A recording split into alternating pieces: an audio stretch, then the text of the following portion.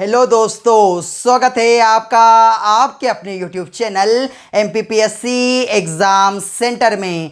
आज हम आप लोगों के साथ में MP सीरीज़ के अंतर्गत एक मार्क ओरिएंटेड टॉपिक जिसका नाम है मध्य प्रदेश की पर्वत श्रृंखलाओं के बारे में इस वीडियो के माध्यम से चर्चा करने वाले हैं। बड़ा ही इम्पोर्टेंट टॉपिक हो जाता है एग्ज़ाम के पॉइंट ऑफ व्यू से। तो आइए बात करते हैं इस टॉपिक के बारे में। इसके पहले मध्य प्रदेश के पठारों से संबंधित विस्तार पूर्वक एक वीडियो मैं अपलोड कर चुका हूँ, उस वीडियो को भी देखना।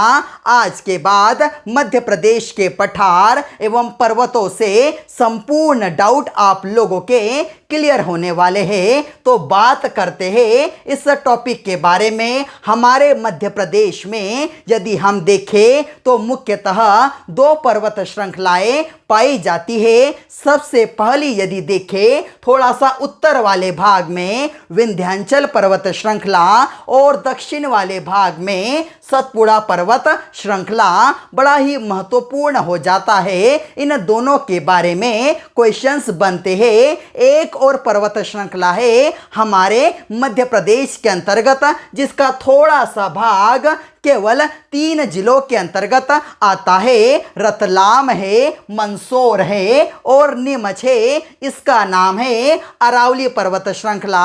इसके बारे में भी कई बार क्वेश्चन बने हैं। याद रखना, सबसे पहला क्वेश्चन विश्व की सबसे प्राचीन पर्वत श्रृंखला कौन सी है? अरावली है। और इसके बारे में इसका विस्तार तो यदि देखें गुजरात के अंतर्गत है, थोड़ा सा विस्तार हमारे मध्य प्रदेश में है। सबसे ज्यादा विस्तार इसका है राजस्थान के अंतर्गत।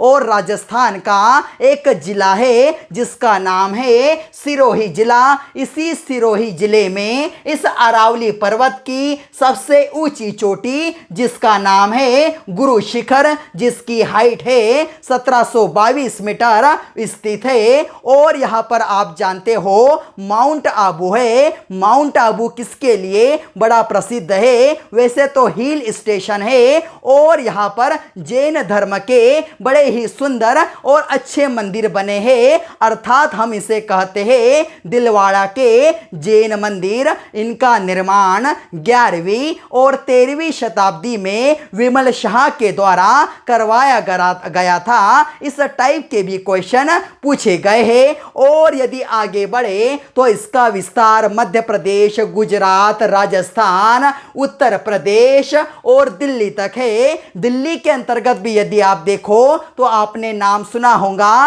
रायसेना हिल्स का। इसी रायसेना हिल्स पर हमारे महामहिम राष्ट्रपति महोदय का निवास स्थान है। यह भी यदि हम देखें तो मुख्यतः अरावली पर्वत श्रेणी का ही भाग है। दिल्ली की पहाड़ियां भी यदि देखें तो इसी के अंतर्गत अरावली पर्वत श्रृंखला के अंतर्गत ही कंसीडर की जाती है। अब यदि बात करें विंध्याचल पर्वत श्रेणी के बारे में तो विंध्याचल पर्वत श्रेणी का निर्माण किस युग में हुआ है? प्री कैम्ब्रियन काल के अंतर्गत इस प्रकार की पर्वत श्रृंखलाओं का निर्माण हुआ है। यह क्वेश्चन भी पूछा गया है। इसका आकार कैसा है? इसका शेप कैसा है? अर्धचंद्राकार है। लगभग यदि आप देखोगे तो इसका जो शेप है ना, इसकी आकृति है ना, अर्धचंद्राकार है। इसके 3 भाग है। कौन से 3 भाग?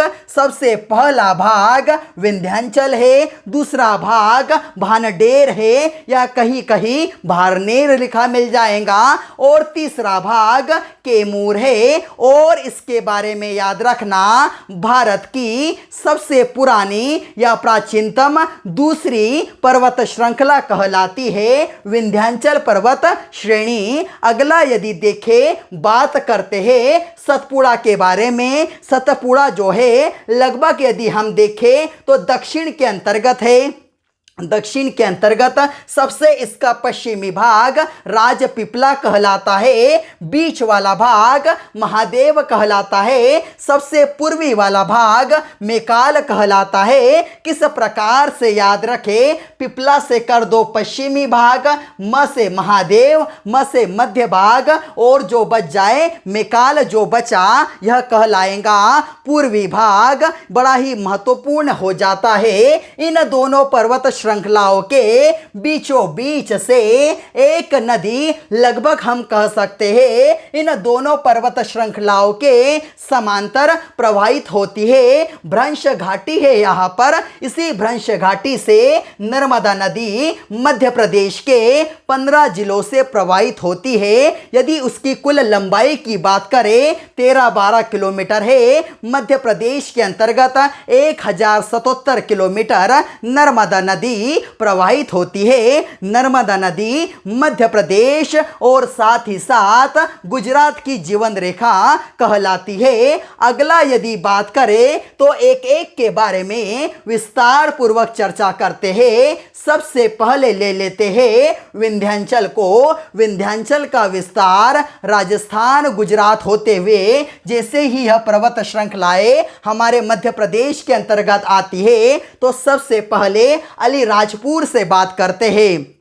अलीराजपुर के अंतर्गत कट्टीवाड़ा हिल्स आपने सुना होगा। कट्टीवाड़ा अभ्यारण्य का नाम जो कि अलीराजपुर में है। इसका सबसे पहला भाग हमें यहाँ पर देखने के लिए मिलता है। विंध्याचल वाला जो भाग है इसके ऊपर यदि हम कहें तो लगभग धार के अंतर्गत यह स्थित है। और जैसे ही धार की बात होती है तो हमें सबसे पहले जिक्र मिलता है किसका, मांडू का। मांडू जिसे सिटी ऑफ जॉय या आनंद नगरी के उपनाम से जाना जाता है। और मांडू के बारे में याद रखना इसका पुराना नाम शादियाबाद है। यह भी एग्जाम के अंतर्गत पूछ लिया गया है। मांडू को हम जानते हैं सिटी ऑफ जॉय, मछली की नगरी के उपनाम से जाना जाता है, महलों की नगरी के उपनाम से भी जाना जाता है हमारा कौन, मांडू। और यदि मांडू की बात करें इस विंध्याचल के अंतर्गत जो पर्वत है इसी मांडू को विंध्याचल की रानी के उपनाम से भी जाना जाता है। जिस प्रकार से पचमढ़ी सतपुड़ा की रानी है उसी प्रकार से मांडू विंध्याचल की रानी कहलाता है। आगे यदि देखें तो आपने सुना होगा इस मांडू के बारे में रानी रूपमती और बाज बहादुर की प्रेम कथाओं के बारे में, इसलिए बड़ा प्रसिद्ध है। जहाज महल है, अशरफी महल है, बड़ा ही महत्वपूर्ण है। यह जो अशरफी महल है ना इसी मांडू की पहाड़ियों के अंतर्गत स्थित है। और यदि देखें गुजरात के अंतर्गत भी है मांडू की पहाड़ी, यहां से उसका प्रारंभ लगभग इसका शुरू हो जाता है। और यदि ऐसा चले जाए हम आगे तो पश्चिम बंगाल तक, वेस्ट बंगाल तक इस पर्वत श्रृंखला का विस्तार देखने के लिए मिलता है। धार से थोड़ा आगे आ जाओ, इंदौर की यदि बात करें तो इंदौर के अंतर्गत इस पर्वत श्रृंखला के अंतर्गत कई सारे हमें पॉइंट देखने के लिए मिलते हैं। सबसे पहले यदि बात करें बांगचू पॉइंट की, आप जानते होंगे जानापाव पहाड़ी का नाम सुना होगा। यह वही पहाड़ी है। इस नदी से इंदौर की महू तहसील से चंबल नदी का उद्गम होता है जानापाव की पहाड़ी से। और यदि बिंदु पूछ ले तो बांगचू बिंदु से चंबल नदी का उद्गम होता है। अगला यदि देखें काकरी बरडी या बनेश्वर कुंड, इस बनेश्वर कुंड से काकरी बरडी से एक बड़ी ही मालवा की सबसे पवित्र नदी जिसका नाम है शिप्रा नदी, इस नदी का उद्गम होता है। याद रखना इसी नदी के किनारे उज्जैन में प्रत्येक 12 वर्ष बाद सिंहस्थ कुंभ का मेला आयोजित किया जाता है। अगला यदि देखें सलकनपुर पर्वत, बड़ा ही महत्वपूर्ण है सलकनपुर पर्वत। यदि आप इंदौर जाओ और बिजासन माता का यदि नाम सुना होगा प्यारी बिजासन माता सबकी मनोकामनाओं को पूर्ण करने वाली उन्हीं से माता का मंदिर इस सलकनपुर पहाड़ियों के अंतर्गत विद्यमान है। आगे यदि बढ़े तो मध्य प्रदेश की राजधानी भोपाल भी विंध्याचल पर्वत का ही भाग है और बड़ा महत्वपूर्ण हो जाता है। हम यदि देखें, आपने सुना होगा मध्य प्रदेश की राजधानी भोपाल, जिसे झीलों की नगरी कहा जाता है, तालाब कई सारे विद्यमान है मध्य प्रदेश की राजधानी भोपाल में। और आपने सुना होगा जो भोपाल है 5 पहाड़ियों पर बसा है। सबसे पहले यदि देखें, इन 5 पहाड़ियों का भी जिक्र एग्जाम में पूछ लिया जाता है। श्यामला हिल्स, याद रखना, श्यामला हिल्स हमारे मुख्यमंत्री जी का निवास स्थान है। अगला यदि देखें, नेओरी हिल्स, यह वाला जो पोर्शन है गुजरात एयरपोर्ट वाले के पोर्शन में आ जाता है। तीसरा जो है अरेरा हिल्स, राज्य निर्वाचन आयोग का मुख्यालय यहां पर विद्यमान है। अगला यदि देखें, कटारा हिल्स और लास्ट में ईदगाह हिल्स, यह 5 पहाड़ियां है। यहां सभी क्वेश्चन बन जाता है। इसे याद रखने के लिए एक ट्रिक याद रख लो, स्नेक, और इसी से सभी को याद कर लेना। एस से श्यामला हिल्स, एन से नेओरी हिल्स, ए से अरेरा हिल्स, के से कटारा हिल्स और ई से ईदगाह हिल्स। इसके बारे में अब आप नहीं भूलने वाले। आगे बढ़ते हैं रायसेन के अंतर्गत। रायसेन के बारे में सबसे पहले एक बात सुनो। अभी मैंने आपसे कहा अशरफी महल मांडू के अंतर्गत है, जिसे मांडवगढ़ के उपनाम से भी जाना जाता है। शादियाबाद भी इसका नाम है। दोनों नाम याद रखना, इसी टाइप के क्वेश्चन एग्जाम में बन रहे हैं। तो इसके अंतर्गत यदि देखें, इस रायसेन के अंतर्गत अशरफी पर्वत है, अर्थात अशरफी जो पहाड़ियां है। एग्जाम में पूछा जाता है कि अशरफी पहाड़ियां किस जिले में है, तो धार मत लगा देना, उसे टिक करना रायसेन। और इसी अशरफी पहाड़ियों के अंतर्गत याद रखना गिन्नौरगढ़ का किला। आपने सुना होगा भारत के सबसे प्रसिद्ध, हम यदि देखें, तोते कहां पर पाए जाते हैं, विभिन्न प्रजाति के तोते यहां पर ही पाए जाते हैं। कहां पर, तो इस अशरफी पहाड़ी के अंतर्गत जो रायसेन में है, शुष्क स्थान कहलाता है। विभिन्न प्रजातियों के तोते यदि आपको देखना है तो चले जाना रायसेन की अशरफी पहाड़ी के गिन्नौरगढ़ किले के अंतर्गत। और भीम बेटी का बड़ा ही महत्वपूर्ण हो जाता है। रायसेन के अंतर्गत भोपाल और रायसेन के बीचों बीच हम यदि देखें तो रायसेन पहाड़ियों पर ही भीम बेटिका विद्यमान है। भीम बेटिका के बारे में 1957-58 के अंतर्गत डॉक्टर विष्णु वाकनकर जी के द्वारा इसकी खोज की गई थी। और ऐसा कहा जाता है कि 2003 के अंतर्गत हम तो जानते हैं इसे यूनेस्को के द्वारा विश्व धरोहर सूची के अंतर्गत शामिल कर लिया गया। इसी भीम बेटिका के अंतर्गत पांडवों ने, अर्थात भीम, हम देखें भीम हुआ, अर्जुन हुआ, इनके द्वारा अपना अज्ञातवास काटा गया था। यहाँ पर विश्व के सबसे बड़े शैलचित्र और शैलाश्रय इस भीम बेटिका के अंतर्गत ही पाए जाते हैं। यहां से भी क्वेश्चन बना हुआ है। जैसे ही आप आगे बढ़ोगे तो आपको देखने के लिए मिलेगा भानडेर, बड़ा ही महत्वपूर्ण है। भारनेर, इसके बारे में याद रखना, आप जानते हो संपूर्ण मध्य प्रदेश में ही क्या, संपूर्ण भारत के अंतर्गत सबसे ज्यादा हीरे का उत्पादन केवल एकमात्र हमारा राज्य है मध्य प्रदेश करता है। उसका वैसे तो एक जिला है पन्ना, किंतु छतरपुर के अंतर्गत भी हीरे का उत्पादन हमें देखने के लिए मिलता है। यहां पर पाया जाता है हीरा किस प्रकार की पर्वत श्रृंखलाओं में पाया जाता है, तो भानडेर या भारनेर पर्वत श्रृंखलाओं में पाया जाता है। यहाँ पर ही याद रखना, यहाँ पर है हमारा दमोह। दमोह के अंतर्गत देखें इस विंध्याचल पर्वत की सबसे ऊंची चोटी जिसका नाम है सद्भावना चोटी, या जिसे हम कह सकते हैं इंग्लिश के अंतर्गत गुडविल पिक कहते हैं, जिसकी ऊंचाई 752 मीटर है। यहाँ पर इसी भानडेर में दमोह के अंतर्गत स्थित है। थोड़ा सा आगे चले जाओ, कैमूर वाला भाग देख लो। कैमूर भी बड़ा महत्वपूर्ण हो जाता है। कैमूर की पहाड़ियों के बारे में आपने सुना होगा। केन नदी का जो उद्गम है कटनी से, उसकी एक तहसील है रिठी तहसील, यहीं से उसका उद्गम देखने के लिए मिलता है। और याद रखना सतना भी इसी कैमूर पहाड़ी के अंतर्गत आता है। सतना के अंतर्गत गिद्ध हम देखें, गिद्ध पर्वत या गिद्धराज पर्वत स्थित है।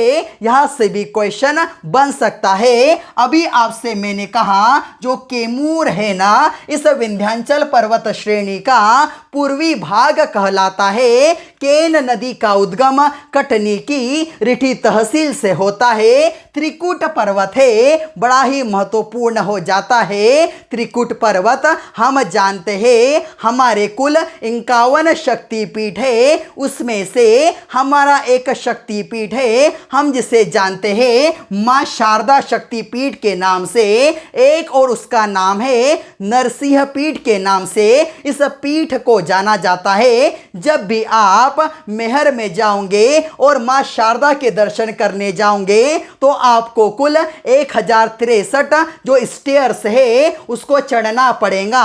यह भी एग्जाम में पूछ लिया जाता है कि यहाँ पर कुल कितनी सीढ़ियां है जो मां शारदा के दर्शन करने के लिए आपको उसे पारना पड़ेगा, लांघना पड़ेगा। 1063 है। यह भी एग्जाम के अंतर्गत यहाँ से क्वेश्चन बना है और बड़ा ही महत्वपूर्ण है। यमुना और सोन नदी के मध्य जल विभाजक का कार्य करता है। इस पॉइंट को मैं आपको विस्तार पूर्वक बताता हूं। यहां पर देखिए कैमूर है और यहां से सोन नदी का उद्गम हुआ। यदि सोन नदी यहां से निकली और यदि यहां पर कैमूर पर्वत नहीं होता तो डायरेक्ट क्या होता, सोन नदी जाकर हम कह सकते हैं यमुना में, और यहां से उसके अंतर्गत सीधे जाकर मिल जाती। अर्थात जल विभाजक का कार्य इस कैमूर पर्वत ने कर दिया। यहां से नर्मदा नदी प्रवाहित हो रही है। यदि भानडेर पर्वत श्रृंखला नहीं होती तो सीधी नर्मदा नदी यहां से ऊपर चले जाकर यमुना के अंतर्गत मिल जाती। इस प्रकार से हम देखें जो हमारा कौन सी नर्मदा नदी है और साथ ही साथ सोन नदी के बीच में जल विभाजक का कार्य विंध्याचल पर्वत करता है। यह भी एग्जाम के अंतर्गत पूछा गया है। अब यदि अगला देखें, इसके पहले थोड़ा सा ऊपर वाला पोर्शन देख लो। मैंने आपसे जब बुंदेलखंड के बारे में चर्चा की थी तो बताया था बुंदेलखंड का जो हम देखे क्षेत्रफल देखे 7.7% के अंतर्गत विद्यमान है। और इस बुंदेलखंड की सबसे ऊंची चोटी सिद्ध बाबा है जिसकी ऊंचाई है 1172 मीटर और कहां पर स्थित है, दतिया में। और यदि आप यहां पर देखो ग्वालियर के अंतर्गत जो पर्वत है जिसका नाम है गोपांचल पर्वत, इसी गोपांचल पर्वत पर ग्वालियर का किला जिसे पूर्व का जिब्राल्टर या भारत का जिब्राल्टर कहा जाता है यहां पर विद्यमान है। अगला यदि देखें तो बात करते हैं हमारे दूसरे पर्वत श्रृंखला के बारे में जिसका नाम है सतपुड़ा पर्वत श्रेणी, जिसके 3 भाग है। राजपीपला से प्रारंभ करते हैं।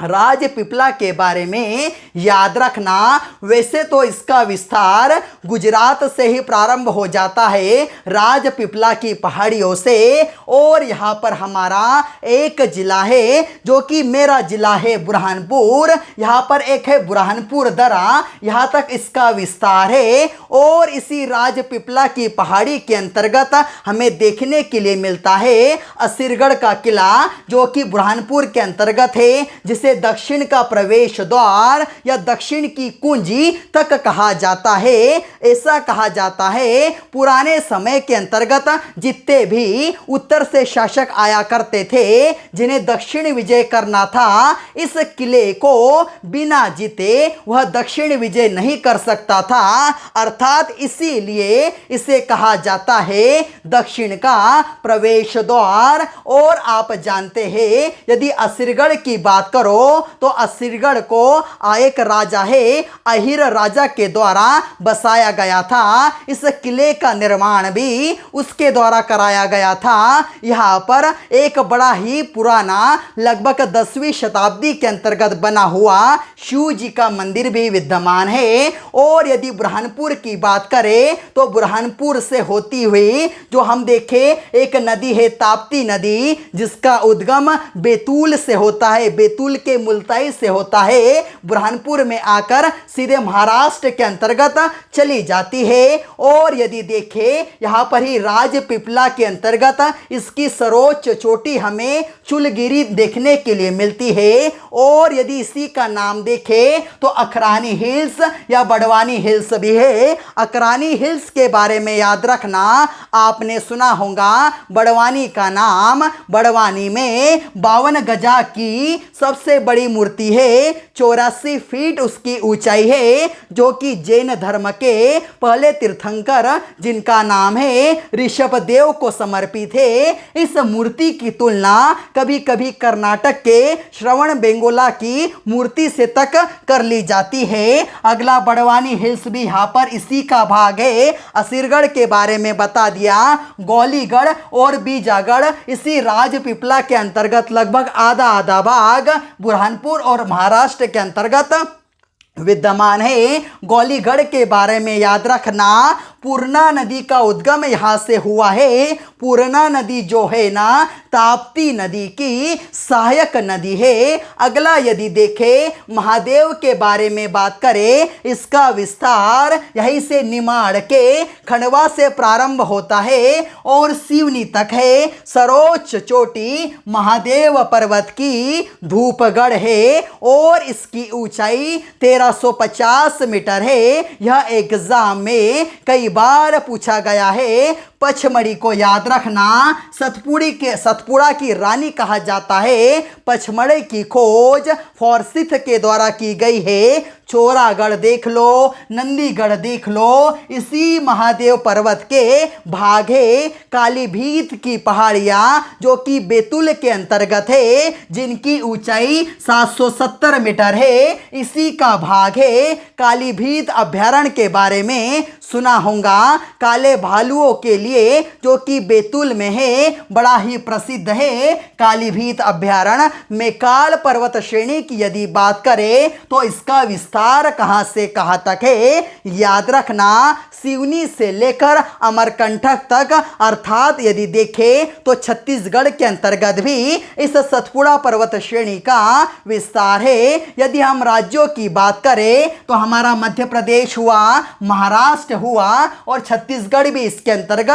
शामिल हो जाता है। सर्वोच्च चोटी मेकाल पर्वत की सर्वोच्च चोटी यदि पूछ ले जिसका नाम क्या है, तो मैंने आपसे अभी कहा अमरकंटक तो इसकी सबसे ऊंची चोटी है, किंतु यदि संपूर्ण यदि पूछ ले सतपुड़ा पर्वत श्रेणी की ऊंची चोटी कौन सी है, तो धूपगढ़ को टिक करना, यह सतपुड़ा की दूसरी सर्वोच्च चोटी है। इसका जो शेप है ना, यह एक प्रकार से देखिए किस प्रकार का है, अर्धचंद्राकार है। यहाँ पर एक आपको विवाद देखने के लिए मिलेगा। इस विवाद का नाम है किरार घाटी विवाद। मध्य प्रदेश का जो क्षेत्रफल है वह है 3,08,245 स्क्वायर किलोमीटर। कुछ किताबों के अंतर्गत आपको इसका क्षेत्रफल देखने के लिए मिल जाएगा 3,08,252 स्क्वायर किलोमीटर। यह 7 स्क्वायर किलोमीटर का जो अंतर है, इसी किरार घाटी के कारण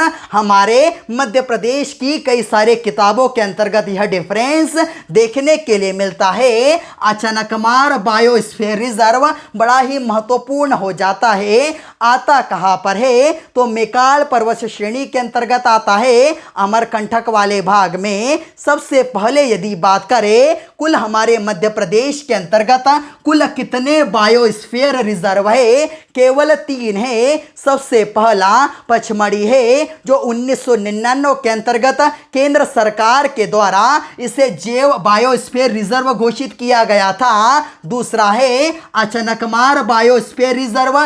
तीसरा है 2011 में बना पन्ना बायोस्फीयर रिजर्व। इसमें से ऊपर वाले दोनों कौन से?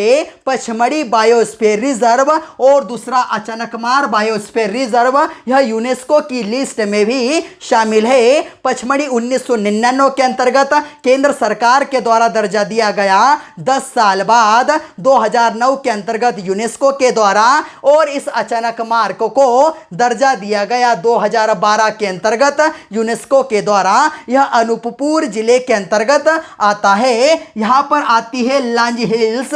लांजी हिल्स यदि हम देखें तो लगभग बालाघाट के अंतर्गत इसका ज़्यादा पोर्शन देखने के लिए मिलता है। लांजी हिल्स के बारे में याद रखना, ऐसा कहा जाता है यह जो लांजी हिल्स है ना, यह बड़ी ही महत्वपूर्ण हिल्स हो जाती है। सबसे ज़्यादा गर्म स्थान यदि हम देखें तो ग्वालियर होता है। किसी स्थान विशेष की यदि बात करें तो गंजबासौदा विदिशा का। और तीसरा स्थान कौन सा है? तो वह है लांजी हिल्स।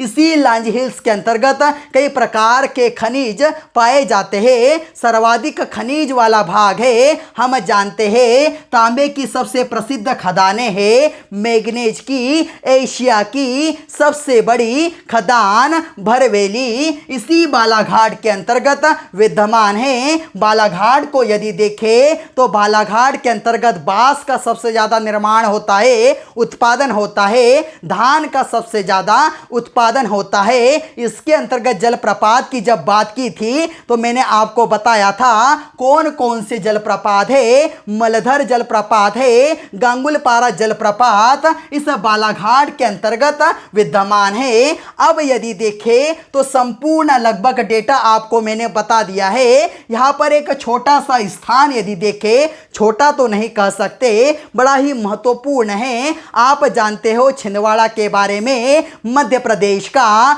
सबसे बड़ा जिला क्षेत्रफल के हिसाब से हो जाता है छिंदवाड़ा। इसी छिंदवाड़ा के अंतर्गत तामिया पहाड़ी है और इसी तामिया पहाड़ी के अंतर्गत सबसे निचला स्थान मध्य प्रदेश का, आपको मैंने पिछले वीडियो में बताया था, मध्य प्रदेश का सबसे निचला भूभाग जो है वह कौन सा है? नर्मदा सोन घाटी है।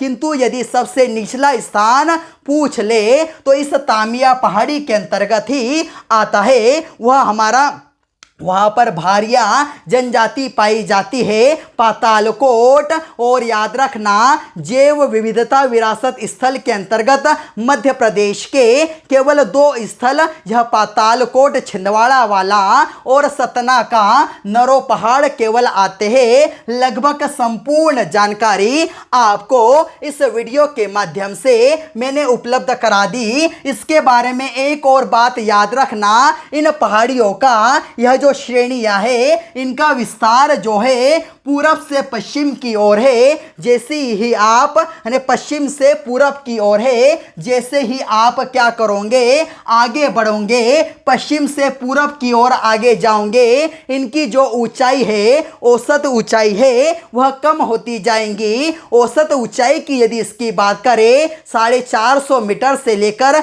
610 मीटर इसकी औसत ऊंचाई है। और बड़ा ही महत्वपूर्ण है, इसके बारे में यहां से यही क्वेश्चन बनता है कि इनका विस्तार कहां से है? तो पश्चिम से पूरब की ओर इन दोनों पर्वत श्रृंखलाओं का विस्तार है। इन्हीं के बीच से नर्मदा नदी भ्रंश घाटी से होती हुई गुजरती है और इसका स्लोप यदि हम देखें तो पश्चिम की तरफ है। इसलिए नर्मदा और ताप्ती नदी मध्य प्रदेश के अंतर्गत कहां से प्रवाहित होती है? तो याद रखना पूरब से पश्चिम की ओर प्रवाहित होती है। है यह भ्रंश घाटी से होती हुई निकलती है। इसलिए यह दोनों नदियां, याद रखना, डेल्टा नहीं बनाती, एस्चुरी का निर्माण करती है। लगभग संपूर्ण जानकारी मध्य प्रदेश के पर्वतों के बारे में मैंने आपको उपलब्ध करा दी। आप एक इसका स्क्रीनशॉट ले लेना। उम्मीद करता हूं आप लोगों को यह वीडियो अच्छा लगा होगा। यदि आप लोगों को हमारा कंटेंट पसंद आ रहा है तो हमारे वीडियोस को ज़्यादा से ज़्यादा लाइक कीजिए, अपने दोस्तों के साथ शेयर कीजिए और क्या करना, इस चैनल को सब्सक्राइब जरूर कर लेना, जिससे आपको आने वाली नोटिफिकेशन प्रॉपर वे में मिल सके। जय हिंद।